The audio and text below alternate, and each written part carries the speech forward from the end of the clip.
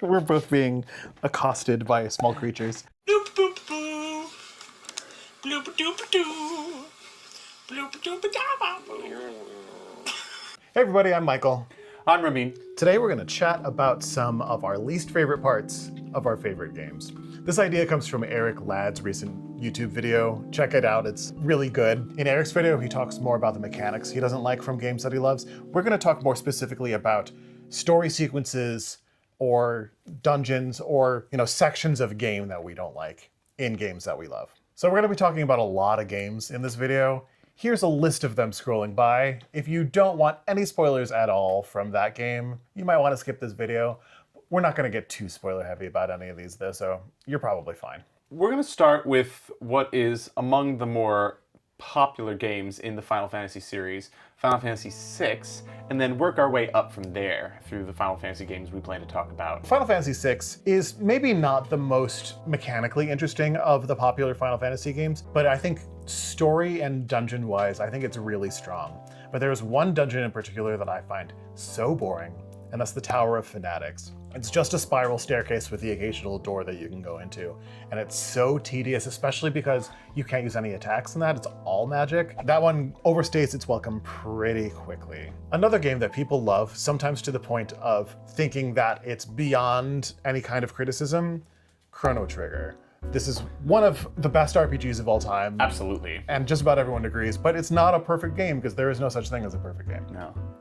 I think Mary Lou's scratching at me. Hi, buddy. I think the least interesting part of Chrono Trigger is Death Peak. Fighting against the wind and the several mini bosses against the Lavos spawn. It's tedious. At the other end of the game, the beginning portion, to me, the worst thing to go through there is actually what many players might have liked, which was one of the mini games, the racing mini games specifically, to get from one side of Lab. Maybe. Racing Johnny is a bit obnoxious. Another game that we both love, The Legend of Zelda: A Link to the Past. It's a fantastic game, but there's one dungeon in particular that I am always frustrated with, and that's Turtle Rock. Especially when you're going through the dark on those platforms that are moving around and you have to try and shoot the fire to the lanterns to be able to see where you're going. It's a pain in the butt. Moving on to another classic that many people are often hesitant to criticize, Earthbound, which is a great game for so many reasons, but still has its weak points. Yeah, one weak point in particular is winters when you are just Jeff and you don't have the rest of the party with you. Rameen's dogs really want to be part of this conversation. But when you are just Jeff and you are trying to run away from all of the cavemen and the bears that are really too powerful for just Jeff to take on, just to get to the safety of the lab where you can then make your way to Threed. I struggle with the concept of splitting the party in games like Earthbound because part of the way those games are balanced is utilizing your party's varied talents to their fullest, such that fighting, for example, the bears without a healer is almost impossible purely from an action economy standpoint. That area is really balanced for when the whole party goes there together later, and it's still somewhat of a challenge then, but to do it with just Jeff is, unreasonable. Another game that Rameen and I both love, and in fact, it's the earliest game review on the channel. We'll do a redo of this one when we get to it, but the earliest game review on the channel is for Final Fantasy X. I think a lot of people have a lot of problems with that game, even though it's well loved. But one of the things that you hear people complain about all the time is the mini games.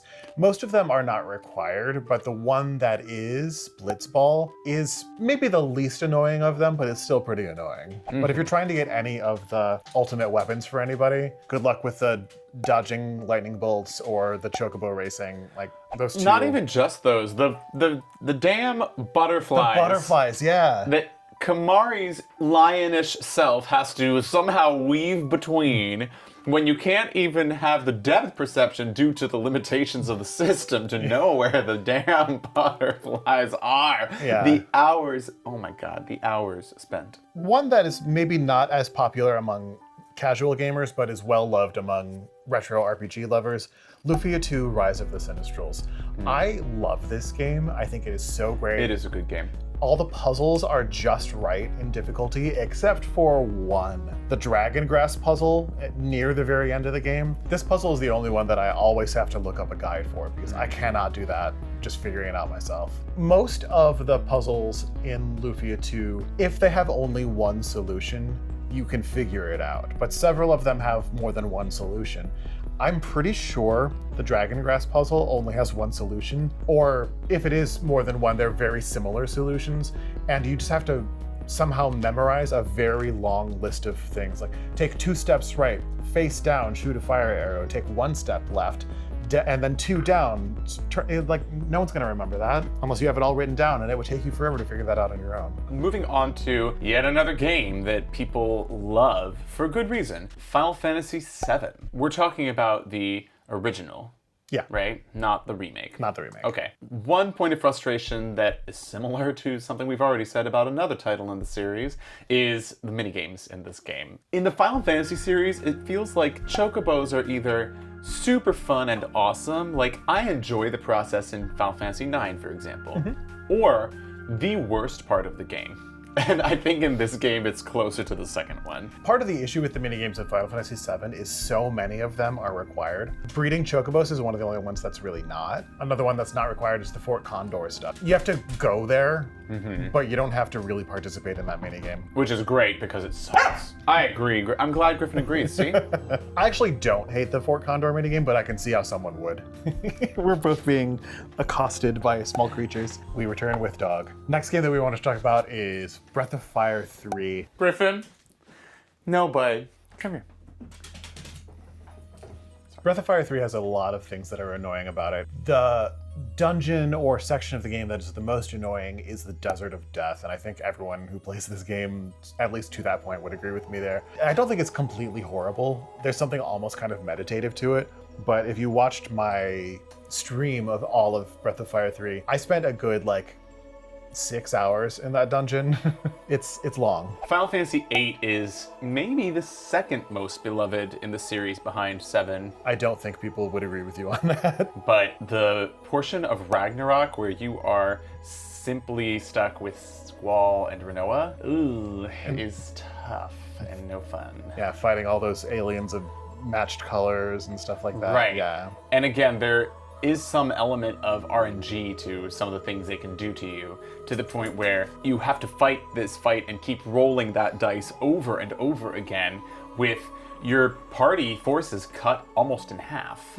I'm sure if you've played this game to completion and you saw the title of this video with our least favorite dungeons from our favorite games, you're expecting this to be on the list. Zelda, Ocarina of Time, Oh my god. the Water Temple. The water You temple. know it has to You be knew there. it was coming. This, I think, is another idea that was good in theory and bad in practice. Even if you follow a guide, which honestly, even though that might be my most replayed game of my life, I still usually need a guide. And even with the guide, the sheer process of having to swim and wait on those annoying water pillar elevators. The last time I played through Ocarina of Time, I did play without using a guide intentionally to see, can I beat the Water Temple without a guide? I did it. It took for fucking ever. Because there's so much trial and error. It's like, okay, have I gone everywhere that I can go with the water at the lowest level? Have I gone everywhere that I can go with the water at the middle level? I changed one thing elsewhere in the dungeon. Can I go through that process all again with all of the water levels? Yeah. It's And then a to lot. add insult to injury, the sub-boss of Dark Link being the gateway to the long shot sucks. It just sucks. It's a bizarre fight, and again, I get what they were trying to do with it, but I don't think it landed the way they intended. Yeah, and a Dark Link fight like that has been part of many Zelda games. It's the final boss of Zelda 2, for instance. Yeah. Like, it's intentionally supposed to be really tough. It feels weird that it's at this spot. Moving on to another game that might be the most popular in its series, and is maybe my favorite game, Fire Emblem Three Houses has a pretty good story in comparison to other games in the series as a whole, but the first battle after a time skip in the game can go straight to hell, because in this game, And really, in Fire Emblem in general, part of the appeal of especially more recent Fire Emblem games is that you collect an army of characters with their own backstories and talents and things that they might be able to do to help you, right? Things that you might rely upon. And some might even say that in a game like Fire Emblem Three Houses, that sort of broad customizability of your party is one of the main points of appeal. Like one of the reasons why people might play it. Having said that, halfway through the game, you are forced for story reasons to use only the characters who were in the original country you associated yourself with, even though essentially you are able, through various means, to recruit people from almost any country, with some limitations based on your initial country that you chose. Halfway through the game, without warning, you are forced to use just the original characters you started with. And it's on a map where you are forced into tight corners and small bushes and have very limited movement. It's another example of a time when a game is expecting you to succeed without giving you the means to prepare for the obstacles it throws at you. This can be frustrating, especially because there aren't really many other fights in this game, but really this series as a whole, where you aren't given challenges that the game did give you tools to overcome. If you search for this map online, you will see discussion after discussion about people getting soft-locked out of beating the game because they basically gave up on training those few characters early on, and well, now they're screwed because everything is double their level. I don't remember this battle specifically. I only played through Edelgard's campaign, and I stuck with her instead of turning to the church. That's why you don't remember it, because that route doesn't have it. Aha, okay. The one that I don't have on my list, but Rameen mentioning soft lock made me think of this, because it's really commonly complained about soft lock in another game, Final Fantasy Tactics. The one-on-one fight with Vigraf, however you pronounce his name. I've only played that game with a guide, and everything was basically saying like, save 2 battles before this, and don't touch that save because you might get soft luck otherwise on this one. And all of the things that I've seen to make that battle easy are like, keep running away from him so he doesn't reach you and keep shouting at yourself or yelling. I don't remember if it was shout or yell, but just so you're so incredibly powerful that when you finally do turn to face him, you can overpower him quickly. Right, which I doubt is the way the devs expected you to play the game. So we can move on now to the Persona series, and I have a lot of conflicted feelings about the Persona series. I've only played 3 through 5. I've only beaten 3. And we want to specifically talk about 5, which is the one that really made the Persona series into more of a commonly talked about, commonly loved series. It's a great game, but I have some major issues with it. And my major issue is that every single dungeon is too long. But I was just so burnt out by these incredibly long dungeons that I'm just like, you know, I'm done. Yeah, I wish that you could take the time-based model of Atlas games, maybe to be clearer, the calendar-based model, and somehow find a way to keep that level of immersion while condensing it a little more.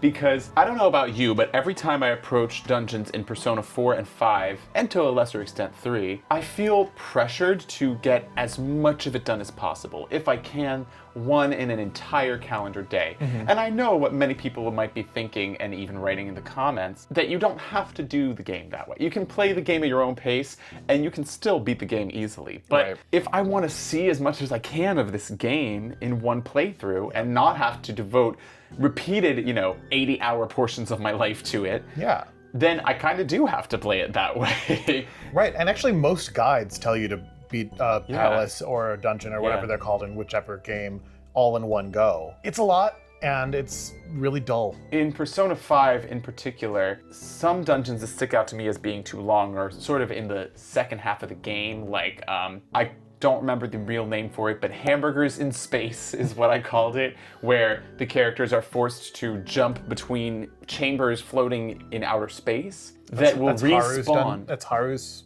Yeah, Haru's father's dungeon. One issue that's just inherent in the Atlas model, whether it's Shin Megami or Persona or what have you, is combat encounters get tedious in these super long dungeons because there's only so much enemy variety they can provide. Yeah, and though the press turn system of these Atlas games is fun, I like how you're constantly looking for the enemy's weakness. How can I get as much done without giving the enemy a chance to attack me? That's a fun puzzle element to these games.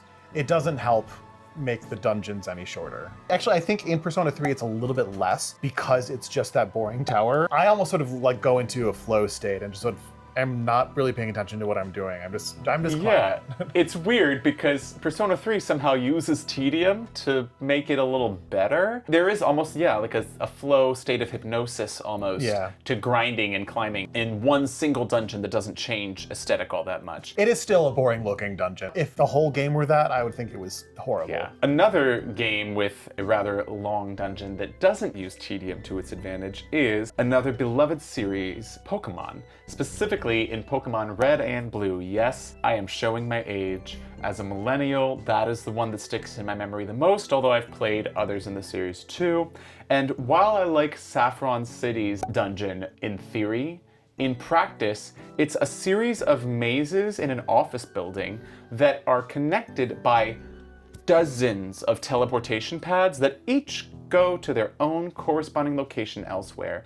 And like the Water Temple, it's one of those dungeons that you might be able to do without a guide, but don't do that to yourself. What kid on a road trip playing in the back of the minivan is gonna have a guide with them while they're playing on their Game Boy? Some of the most fun battles in Pokemon for me are fighting other trainers, like Team Rocket, which is the main enemy of this dungeon, but that's kind of another problem. I'm trying to remember exactly how many floors there are. I want to say there's at least 10. I'll look it up and put it in here in the editing. Due to the number of floors and how many Team Rocket members there are on each floor, there are also some scientists you fight too, but by and large, you end up fighting an awful lot of Rattatas, and Raticates, and Coughings, and Wheezings. And if you've played these games, you already know the monsters that are associated with Team Rocket. Between that and constantly looping back and forth between warp pads that you don't remember connected, it takes forever. And by the time you finally get to the peak of Saffron City, which is the gym, which only opens after you beat that dungeon, you're just like, please get me the hell out of this city. Especially because that gym also is a warp pad challenge. At this point, even though I usually like navigating the gyms, just give me a hallway to the gym leader. I earned it, come on. Yeah. Another common series that everyone knows and loves is the Mario series. I wanted to specifically talk about Mario 2. Most of that game is pretty doable and pretty beatable even for me, who has lost his chops in a lot of that game. But the ice world, where you're dodging around those little cute white things, they're very cute, but it's doing all of this on ice. It's not fun. For me, a Mario game that sticks out in my memory is Super Mario World, which is probably one of my favorite video games of all time. However, there are certain sections of it that I'm not a huge fan of. In particular, most, if not all, of the Boo mansions are no bueno. I mean, you have to happen to know that if you press that P switch under this platform at exactly the moment when no ghosts are about to hit you, you might have time to jump and open the door to the exit. Some of them are fine, especially toward the beginning of the game, but by about my 4th or 5th, I'm ready to call it quits on the Boo mansions. Thankfully, many of them are optional, but not all. The Forest of Illusion is another spot that can be a little confusing in Mario World. You can end up in just a big loop in the map and you don't know how to get out of there because you have to find the right second exit to get out of the forest. That always trips me up when I get to that point of the game. All right, so that's all of them that we wanted to talk about. What did we miss? What are your least favorite parts of games? Let us know in the comments. I'd love to chat with you about those. We intentionally didn't include a lot of games that we haven't covered yet. We had to include some Persona and Pokemon because they're just huge. Oh, and Fire Emblem. We had to include some of those series because they're just so huge, but we mostly stuck to games that we've already covered on this channel. If we didn't talk about one of your favorite examples of a horrible dungeon or story sequence in a game, probably because we haven't gotten there yet. Anyway, thanks for watching. Please give this video a like if you liked it. Please give it a pity like even if you didn't like it. It doesn't hurt. Up here is a video that YouTube thinks you might like, so check that out. Down here is a playlist of other video game related videos. Check those out as well. That should be about it. Maintain your groovy selves.